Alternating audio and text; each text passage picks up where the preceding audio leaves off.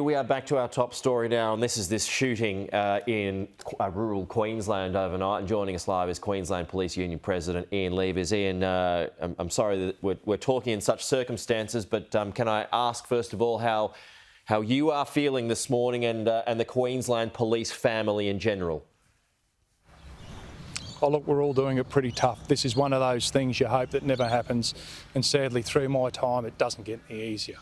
Our colleagues, they're doing it really tough, and they're asking questions, why, what if? And as we know, we've lost two junior in-service police officers. Their names have been released now, Rachel McCrow and Matthew Arnold. He was 26, she was 29, and they were just responding to a call for service for a missing person.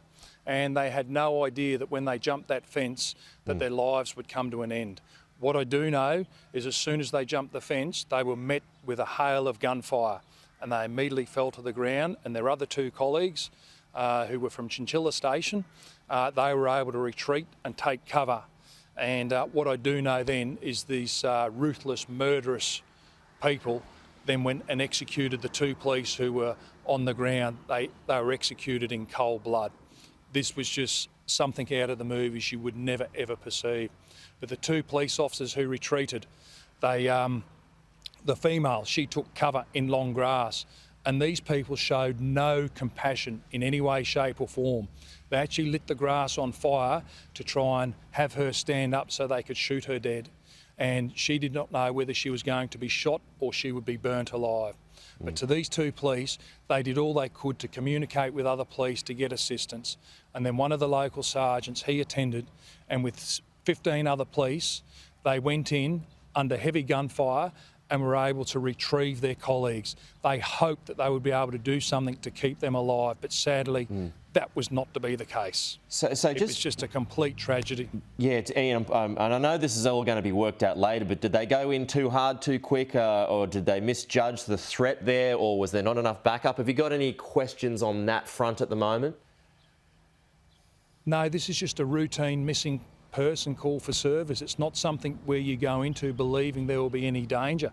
I've been in the police for over 30 years, and investigating a missing person, it's normally a routine inquiry that you conduct. There was no intelligence to suggest that they would be met with this response under a hail of gunfire. It was completely unexpected. I know from in policing, if you go into a violent situation, you are certainly prepared, but I dare say it took police by surprise, and they had no idea that their lives were tragically going to be cut short. And the two other police officers, how they survived, I will never know. They're still both in hospital. I hope they are released today. We could have had 4 murdered police officers, but we have 2, and we're all hurting right across the country. So thoughts have come in. No, for sure. Apologies for interrupting you there, Ian. I'm just sort of, I'm still back on the missing person. So what's the story with the missing person report that initially came in? And I'm just trying to work out how, what happened here. Well, that's what we don't know, and that'll be investigated. But what I do know is they're investigating a missing person report on behalf of police in New South Wales. They were asked to go to this address, and that was simply what it was, to investigate a missing person. And it was as simple as that, and there was no intelligence was to be able to suggest that this would be in any way, shape or form how these police would be confronted. It's just completely bizarre, and it doesn't make sense, and I don't know if we'll ever get answers to that as a result of what has occurred. But what I do know is obviously things were contained by our Special Operations Police, and they were met with a volley of gunfire, and they resolved the situation in the early hours of the morning. No, and that is tremendous police work too, on absolutely trying and very surprising circumstances all of a sudden. Do we have any information at all? And I'm sure this is going to come out later on, but on the alleged gunmen who aren't alive anymore as well. I mean, maybe we never know. That's what you just said. We don't. We know that one of them was a registered firearms owner. There were firearms at the address, but when you're in the bush, a lot of people have firearms, and it doesn't mean you're going to meet danger. But this certainly took police by surprise, and some of those questions, I hope it unfolds, because at least it can give comfort to the families of those who've lost their lives.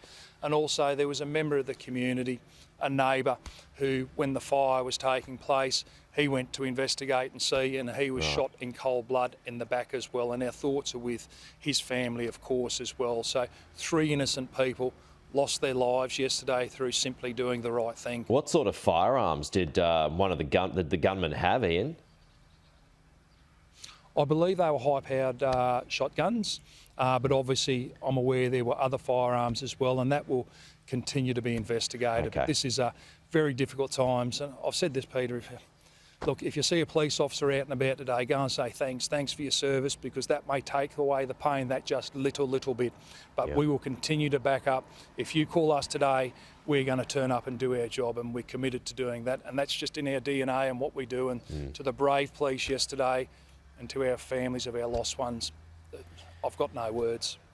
Well, let's close on that if you can. What sort of tributes can be said about those 2 police officers who lost their lives in the line of duty? They were 2 fine young constables in the prime of their life. What we're going to do is we're going to support their families as well. The police union will launch a fund today to be able to assist the families. There's going to be a lot of costs met, but we at the police union are certainly going to support the families, and we'll work with the police service to do that. It's the entire Blue family that will come together, but just send a message to a police officer, go to your local police station, say good day. It actually means a fair bit. It may be that very small gesture, but to the police on the front line, when you get a positive comment, it means so much, and it's hard to comprehend on what that actually means to the hard-working men and women. But we know the public supports us, and the public are horrified by what took place yesterday. Yeah, well, our message obviously to police out there today is we're in awe of what you do. Ian, appreciate your time. Thank you so much for sharing your thoughts with us this morning.